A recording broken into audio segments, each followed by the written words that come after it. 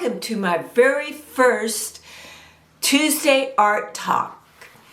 So each Tuesday I'm going to pick a topic and talk about it for a few minutes.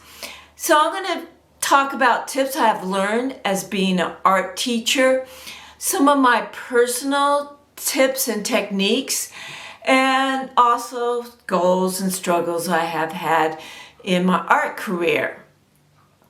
So I want to pass along other artists' tips.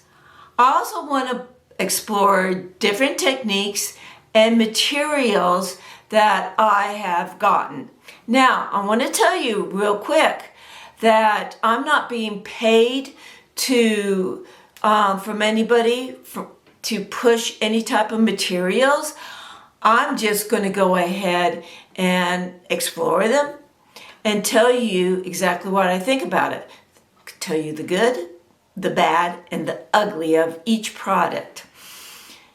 So, if you have a topic that you would like me to explore, go ahead and message me, and I will talk about it next Tuesday, or I could do research and I will find the answer for you.